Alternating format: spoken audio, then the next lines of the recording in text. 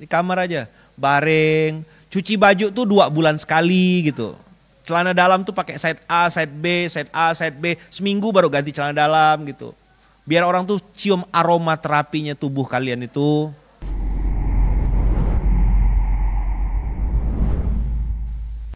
Solusi ketika kehidupan sedang gelap gulita. Ini inspired by surat Al-Anbiya 21 ayat 87. La ilaha illa anta subhanaka inni kuntu minaz zalimin. Kemarin waktu saya di Pulau Pinang, Malaysia, inilah yang saya bahas bagaimana kita keluar dari kegelapan. Tidak ada manusia yang tidak diuji oleh Allah.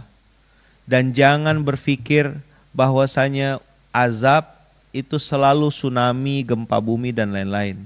Kemarin saya sampaikan tidak diizinkan Allah bangun subuh bisa jadi bagian dari azab.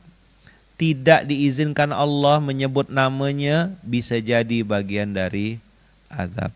Anak-anak pondok pesantren yang hampir dulu di pondok 3 tahun, 6 tahun baca Quran terus, pegang Quran tiap hari. Begitu keluar dari pondok pegang perempuan tiap hari. Ngerasa bosan sudah dengan kehidupan pesantren, bosan dengan Quran, terlalu syar'i. Akhirnya begitu keluar dari pondok balas dendam. WA perempuan yang bukan mahram dengan dalih koordinasi. Lama-lama sayang, habis sayang masuk kamar, habis masuk kamar aborsi, gitu-gitu aja. Maka nomor 1, naudzubillahi min dzalik, naudzubillahi min dzalik. Bangun-bangun ayo abang kakak kesadarannya. Ingat-ingat yang baik, yang benar, cuma sedikit. Ada 3 platform yang Allah ajarkan kepada kita. Dari surat surat Al-Anbiya 2187 ini ada kalimat La ilaha illa anta subhanaka inni kuntu minaz zalimin. Dari la ilaha illa anta subhanaka inni kuntu minaz zalimin, 3 in 1 ini 1 tauhid, la ilaha illa anta. Fikirannya bertauhid, itu maksudnya Bang Kakak adalah orang-orang yang mau hidupnya berubah. Nomor 1 perbaiki dulu pola pikirnya. Contoh, kalau saya tidak ngutang, saya tidak bisa hidup. Benar atau salah? Benar atau salah? Kalau tidak pakai riba ya tidak bisa punya barang lah Bang. Benar atau salah? Saya harus punya rumah, saya harus punya ini. Termasuk orang-orang kalau jualan sekarang, beli mobil ini, beli kendaraan ini, nanti after salesnya kalau mau jual murah. Atau kalau mau dijual secondnya harga jualnya masih tinggi. Itu mindset lama tuh. Cara berpikir orang-orang jadul. Salahkah? Tidak tahu juga Ayaman. Tapi ada sebagian orang yang beli barang tuh karena kualitas. Memang beli untuk dipakai. Cukup sesuai dengan kebutuhan. Atau sesuai keperluan. Bukan karena gengsi atau keinginan. Maka yang paling diprioritaskannya adalah fungsi. Bukan gengsi. Kalau orang kebanyakan gengsi. Tidak sesuai fungsi. Maka berapapun biayanya kalau untuk gaya hidup tidak akan pernah cukup. Coba diulang. Berapapun biayanya kalau untuk gaya hidup, tentang hidup, gaya hidup, apa yang salah, apa yang diperbaiki, ini udah Ayaman tulis di sini. Ini hampir berapa tahun baru selesai bukunya. Terakhir kan bikin buku yang pertama 2014. Nah, sekarang 2020, 10 tahun. Sampai ketemu pola. Ini bukunya ringan Abang Kakak, mudah bacanya, pendek kayak Chicken Soup for the Soul gitu. Ayaman pengen ngajak orang balik lagi baca buku. Foto-foto yang ada nih, foto-foto kegiatan Ayaman sama beberapa hamba Allah istimewa dan lain-lain. Di sini ada 4 bagian besar tentang manusia. Abang Kakak ini risetnya lumayan panjang. Jadi memang nulis bukunya kayaknya sebentar aja gitu. Dan bukunya pun ringan sekali nih Abang Kakak. Nah ini ada 4 kuadran. Nanti insya Allah di kota-kota terpilih Ayaman akan bikin bedah bukunya. Ayaman akan datang ke kota Abang Kakak. Abang Kakak yang IO ndak usah pusing mikirkan tiket pesawatnya, Ayaman nginap di mana, ndak usah. Ayaman datang sendiri nanti. Tapi kotanya Ayaman pilih. Nah, kita kumpul lah, bikinlah. Misalnya gini, contoh Surabaya ini layak untuk datang Ayaman. Kami sudah berkumpul nih, ada 30 orang atau 50 orang santri SMK yang sudah rutin istiqomah nonton. Nah, kami datang. Nanti Ayaman tiket pesawat, penginapan Ayaman bayar sendiri, ndak usah kita siapkan. Jadi banyak IO tuh nombok gara-gara bikin event-event dakwah. Ini beda. Ayaman datang seorang, beli tiket pesawat sendiri, penginapan Ayaman tanggung sendiri. Kita yang penting datang mau belajar. Nanti tapi Ayaman menentukan kotanya. Kita akan bedah buku ini. Bagaimana mengerti taubat dan apa yang harus diperbaiki. Jadi di buku ini ceritanya kayak Ayaman lagi ngajak ngobrol lah Bang Kakak. Dan memang konsep buku ini Ayaman bikin seringan-ringan mungkin. Jadi Abang Kakak insya Allah bisa sekali baca langsung duduk habis. Oke. Lihat Abang Kakak. Pikiran bertauhid. Coba diulang.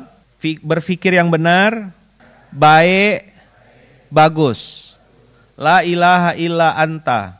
Gimana caranya mengaplikasikannya Ayaman? Cara mengaplikasikannya adalah Abang Kakak lihat.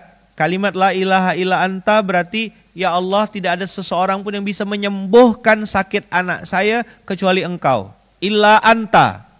Oh, saya udah nikah Ayaman, pengen hamil. Berarti ya Allah, tidak ada yang bisa membuat istri saya hamil kecuali anta, engkau ya Allah. Oh, divonis bisnis kau ini bangkrut, tidak akan bisa survive lagi, tidak akan bisa bangkit lagi. Bisnis kau ini tidak layak. Bilanglah kepada Allah, la ilaha illa anta. Ya Allah, hanya engkaulah yang bisa mendatangkan rezeki baru buat saya. La ilaha illa anta juga yang bisa membuat kita berangkat ke Baitullah. La ilaha illa anta. Itulah yang bisa membuat kita akhirnya bisa berangkat haji. La ilaha illa anta. Buat yang belum punya jodoh, dapat jodoh. Nomor satu yang harus diperbaiki apa? Fikirannya. La ilaha illa anta. Nomor satu, bertauhid. Apa? La ilaha illa anta, bicara tentang tauhid. Dua, subhanaka. Ayo semuanya. Mulutnya bertasbih. Jadi setelah sini, pikirannya bertauhid, mulutnya bertasbih. La ilaha illa anta, tauhid. Subhanaka, tasbih. Nah, Abang Kakak tadi saya bilang, kadang-kadang mulut kita nih yang kasar. Masa depan suram, hancur, bangkrut, babak belur, Indonesia suram, Indonesia hancur. Kau tinggal di Indonesia, kau doakan yang jelek-jelek buat Indonesia. Orangnya, bukan negerinya. Oknum yang udah kebanyakan itu yang membuat akhirnya jadi multiply effect.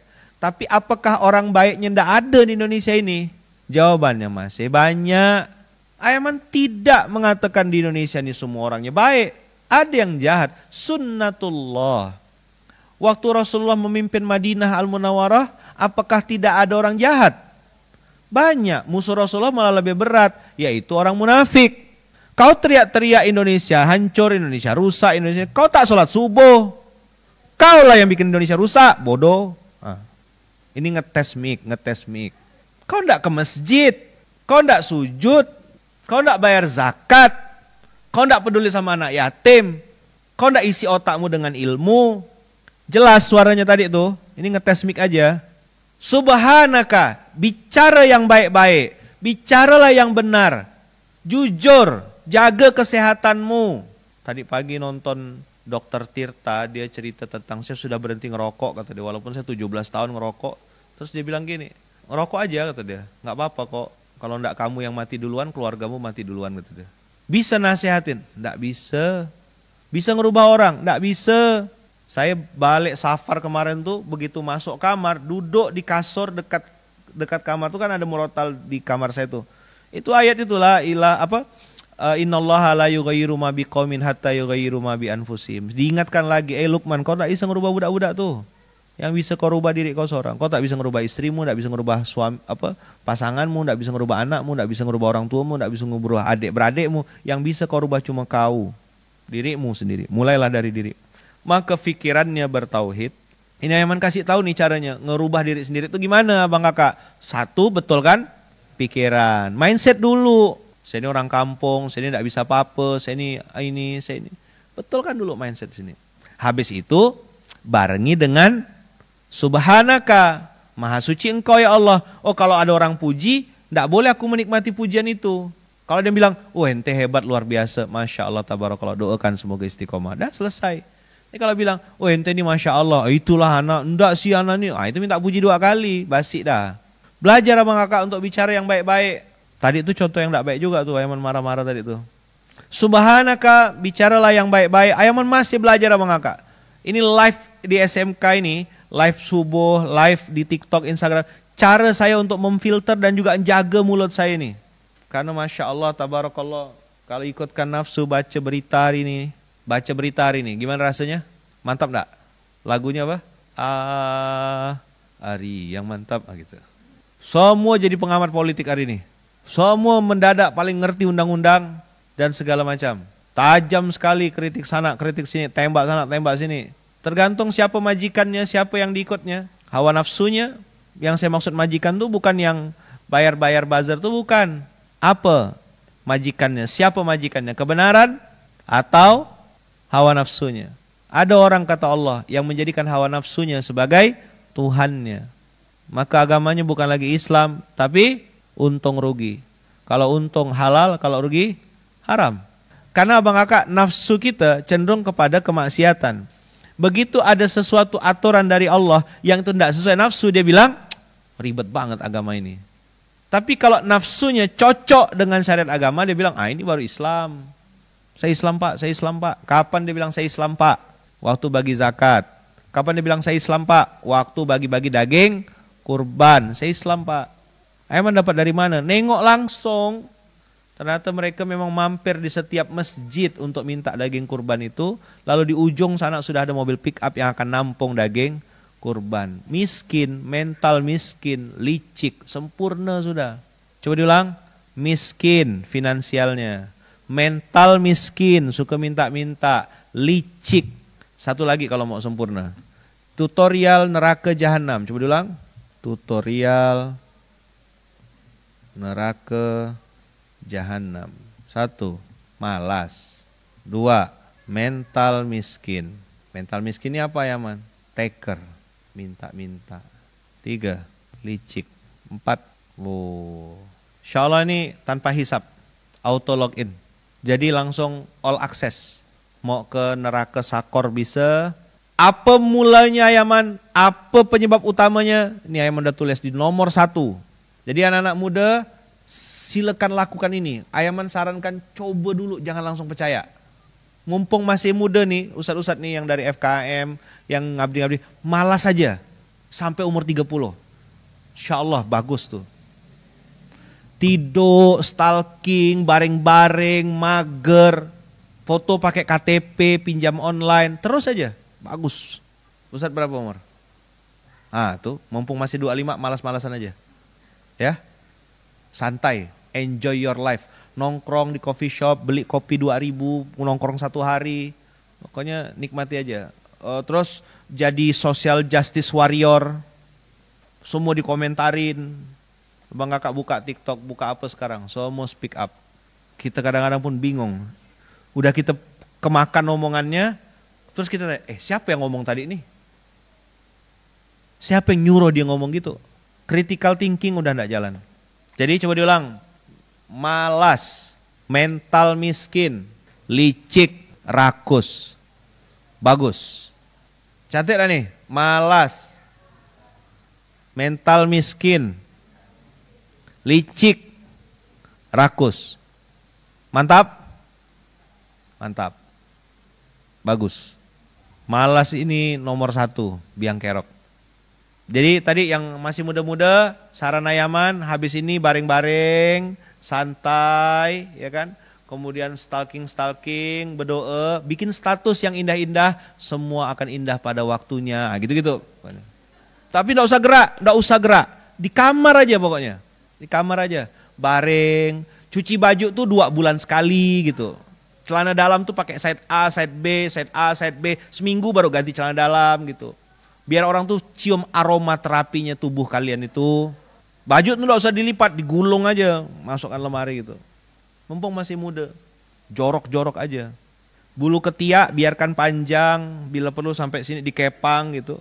Bulu hidung panjangkan, ya. Gigi nggak usah disikat, seminggu sekali lah sikat gigi. Yang cewek-cewek nggak usah mandi ya, nggak usah mandi.